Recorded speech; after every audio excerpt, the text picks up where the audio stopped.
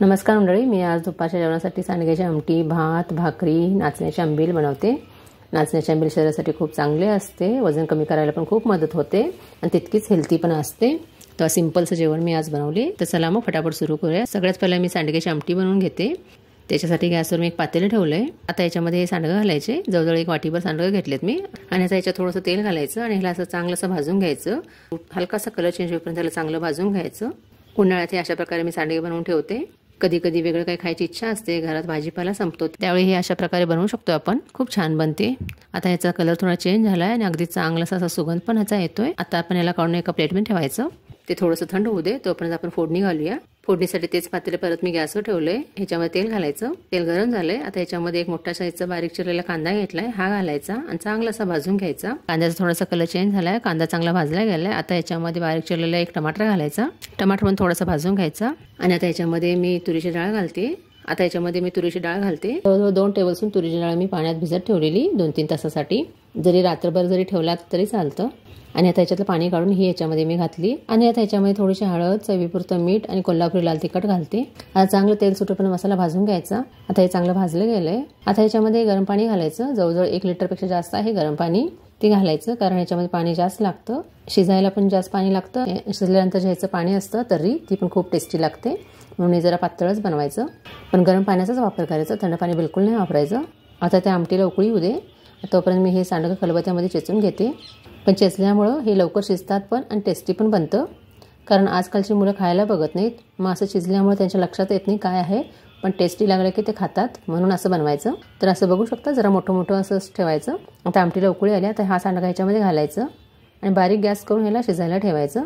हे शिजायला तोपर्यंत मी भात ठेवते शिजायला। मी ते 2 वाट्या तांदूळ घेतलेत। आता ह्याला चांगलं 2 वेळा धुवून पाणी घालून मीठ घालून ह्याला शिजायला ठेवूया। आता भात पण शिजतोय, सांडगा पण शिजतोय। आता सांडग्याची आमटी चेक करूया। हे बघा किती छान म्हणले, कलर पण खूप छान आलाय आणि सांडगा पण शिजलाय। आता आपण ह्याला उतरून साईडला ठेवूया।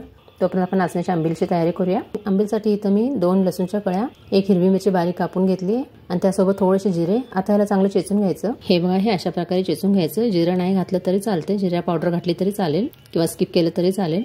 हे बघा, हे अशा प्रकारे आता मी चेचून घेतलंय। आता ह्याला एक साईडला ठेवूया आणि आता इथे एक मी पातेलं घेतलंय आणि आता ह्याच्यामध्ये जवळजवळ 2 वाट्या दही घेतलंय आणि आता ह्याच्यामध्ये 1 वाटी नाचण्याचं पीठ घेतलंय आणि आता ह्याच्यामध्ये चवीनुसार मीठ घालायचं। आता ह्याच्यामध्ये थोडंसं पाणी घालायचं, ह्याला असं मिक्स करायचं आणि अशा प्रकारे ह्याला ढवळून घ्यायचं।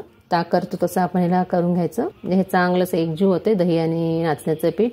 आणि अजून याच्यामध्ये मी पाणी घालते, जवळजवळ 1.5 ते 2 लिटर पाणी झालंय आणि जो आपण मसाला चेचून ठेवलेला तो ह्याच्यात घालायचा, मिक्स करायचं आणि आता ह्याला गॅसवर डायरेक्ट शिजायला ठेवायचं। हे बघा, अशा प्रकारे ह्याला हलवत हलवत आपण शिजवायचं। थोडं हलवायचं, थोडं थांबायचं, थोडं हलवायचं, थोडं थांबायचं। अशा प्रकारे ह्याला लगातार हलवतच राहायला लागतं, नाहीतर नाचण्याचं पीठ खाली जाऊन बसतं आणि घट्ट होतं, मग चांगली नाही बनत आंबील। ह्याच्यामध्ये तेल वगैरे काही नाही पडत, त्याच्यामुळे खूप हेल्दी बनते, खूप टेस्टी बनते आणि शरीरासाठी खूप चांगली असते। तर नक्की तुम्ही बनवत जावा। आता ह्याला उकळी येते थोडीशी आणि जर तुमच्याकडे कोथिंबीर असली तर तीही नक्की घाला। आज माझ्याकडे संपली म्हणून मी घातली नाही। आता ह्याला बघू शकता तुम्ही, चांगली उकळी आली आहे। आता ही आपली आंबील पण तयार आहे, हिला साईडला ठेवूया आणि आता आपण भाकरी करून घेऊया।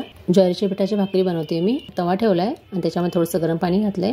आता पाणी गरम झालंय, हे भाकरीच्या पिठात आपण घालून घेऊया। असा चम्मचने याला मिक्स करायचं। थोडंसं थंड पाणी घेऊन चांगलं पीठ मळून घ्यायचं। जितकं तुम्ही पीठ जास्त मळाल तितकी भाकरी छान बनते, म्हणून ह्याला चांगलंसं मळून घ्यायचं आणि अशा प्रकारे भाकरी थापून घ्यायची। दोन्ही हाताने जर तुम्हाला जमत नसेल तर एका हाताने मी थापलं तरी चालतंय आणि जर परातीतच नाही थापायला जमत नसेल तर पळपुटावर थापलं तरी चालेल। आता भाकरी तयार आहे, तवा पण गरम झालाय। त्याच्यामध्ये भाकरी टाकूया आणि आता ह्याला पाणी लावून घेऊया। जर तुम्हाला असं हाताने पाणी लावायला जमत नसेल, त्या कपड्याने तुम्ही पाणी लावलं तरी चालेल। पाणी लावलं लगेच भाकरी अशी परतून घ्यायची। तुम्ही बघू शकता किती छान बनते। आता भाकरी भाजली, हलकी हलकीशी साईडनं वरती उचलायला लागली की समजायचं भाकरी आतून भाजली आहे। तव्यावर पण डायरेक्ट भाजू शकता किंवा असं गॅसवरही अशा प्रकारे भाजून घेऊ शकता। हे बघा किती छान बनते, किती छान फुगली। अशा प्रकारे सगळ्या भाकरी मी बनवून घेते। आता जेवण सगळं तयार झालंय, आता आपण ताट करून घेऊया। हे बघा, इथं तुम्ही बघू शकता सांडग्याची आमटी किती छान बनली। तुम्ही भाकरी बघू शकता कसे पदर सुटलेत भाकरीचे। अशा प्रकारे भाकरी बनली पाहिजे। भात पण तुम्ही बघू शकता, पातेल्यात भात केल्यामुळे भात कसा सुट्टा सुट्टा बनलाय। सांडग्याची आमटी म्हटल्यावर कांदा हा पाहिजेच आणि ही नाचण्याची आंबील। अशा प्रकारे तुम्ही दुपारचं जेवण बनवू शकता किंवा रात्रीचंही बनवू शकता। तर बनवून नक्की बघा आणि नेक्स्ट व्हिडिओ कोणता बनवायचा तेही तुम्ही मला कमेंट सेक्शनमध्ये कमेंट करून सांगू शकता आणि जास्तीत जास्त लोकांपर्यंत शेअर करा आणि चॅनल अजून सबस्क्राईब नसेल तर सबस्क्राईब करा आणि बेल आयकॉनवरती पण क्लिक करा। व्हिडिओ शेवटपर्यंत बघितल्याबद्दल खूप खूप धन्यवाद। परत भेटूया अशाच एका नवीन रेसिपीबरोबर, तोपर्यंत नमस्कार।